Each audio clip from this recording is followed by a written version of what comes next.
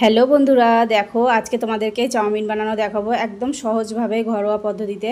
তো এখানে চাউমিনটাকে আমি সিদ্ধ করে জল ঝরিয়ে নিয়েছি, তারপরে একটা ডিমকে ঝুরঝুরে করে ভেজে নিয়েছি। আর এখানে নিয়েছি গাজর, বিনস, ক্যাপসিকাম একদম পাতলা করে কেটে নিয়েছি সরু সরু করে।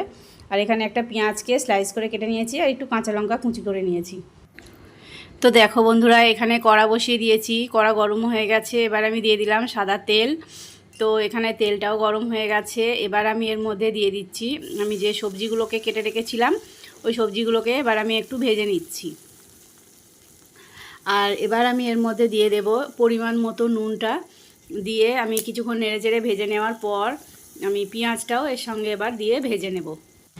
আর বন্ধুরা, এইভাবে তোমরা একবার বাড়িতে বানিয়ে খেয়ে দেখবে, খুবই ভালো লাগে, খেতে টেস্টি হয়। তো দেখো এখানে আমার নুনটা পরিমাণ মতো দেওয়ার পর এবার আমি একটু দিয়ে দিলাম চিনিটা। তো যারা চিনি খাও না, মিষ্টি খাও না, তারা স্কিপ করতে পারো।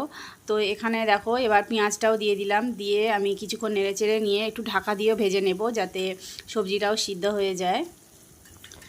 আর এবারে দিয়ে দিলাম কাঁচা লঙ্কা কুচিটা, দিয়ে সব একসঙ্গে ভালোভাবে এবার একটু আমি ভেজে নিচ্ছি। একটু ঢাকা দিয়েও ভেজে নেব একসঙ্গে।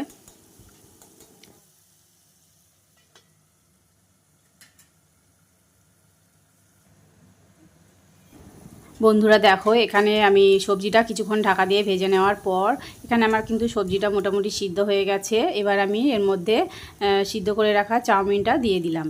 দিয়ে এবার আমি ভালোভাবে চাউমিনটা আমি ওই সবজিগুলো একসঙ্গে মিশিয়ে নেব। চাউমিন আর সবজিটা একসাথে ভালোভাবে মিশিয়ে নিয়ে আমি একটু ভেজে নেব চাউমিনটাকে। তো এইভাবে মিশিয়ে নেওয়ার পর এবার দেখো বন্ধুরা, আমি যে ডিমটা ভেজে রেখেছিলাম ওই ডিমটা এবার চাউমিনের মধ্যে আমি দিয়ে দেব। তো দিয়ে এবার আমি ভালোভাবে চাউমিনটাকে ভেজে নেব। তো কিছুক্ষণ এইভাবে ভেজে নেওয়ার পর এবার আমি এর মধ্যে দিয়ে দেব একটু ভিনিগার, 1.5 চামচের মতো। বন্ধুরা দেখো, আমি 1.5 চামচের মতো ভিনিগার আমি এতে দিয়ে দেব। তো এই যে 1.5 চামচের মতো ভিনিগার দিয়ে দেব। দিয়ে আমি ভালোভাবে মিশিয়ে নেব ভিনিগারটা চাউমিনের সঙ্গে। মিশিয়ে নেওয়ার পর এবার আমি কিছুক্ষণের জন্য চাউমিনটা ভালোভাবে ভেজে নেব।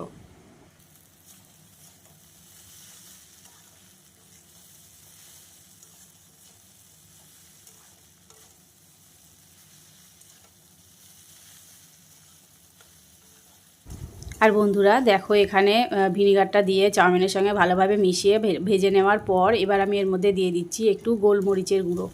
তো এখানে গোলমরিচের গুঁড়োটা দিয়ে ভালোভাবে চাউমিনের সঙ্গে মিশিয়ে নিয়ে আমি একটু নেড়েচেড়ে নিলাম। নেওয়ার পর এবার দেখো বন্ধুরা, এর মধ্যে আমি একটু টমেটো সস দিয়ে দেব। তো অনেকে কি করে, চাউমিনটা হওয়ার পরে অনেকে টমেটো সস দিয়ে মিশিয়ে নিয়ে খায়। তো আমি কি করি, আমি এখানে টমেটো সসটা দিয়ে আমি আরও কিছুক্ষণ নেড়েচেড়ে একটু ভেজে নিই। নিয়ে তারপরে আমি ওটাকে সার্ভ করে দিই। তো দেখো এখানে আমি টমেটো সসটা দিয়ে আমি আরও কিছুক্ষণ চাউমিনটা নেড়েচেড়ে একটু ভেজে নিলাম। নেওয়ার পর এবার আমার মোটামুটি আমার চাউমিন রেডি হয়ে গেছে বন্ধুরা। তো এবার আমি একটা প্লেটে সার্ভ করে দেবো। তো বন্ধুরা, আমার চাউমিনের রেসিপিটা কেমন লাগলো তোমাদের, তোমরা একটু কমেন্ট করে আমাকে জানাবে। তো ঠিক আছে বন্ধুরা, টাটা, সবাই ভালো থেকো। তো দেখো এখানে আমি এবার প্লেটে সার্ভ করে দিচ্ছি। তো দেখো এই যে সার্ভ করে দিলাম। তো আমার চাউমিন রেডি।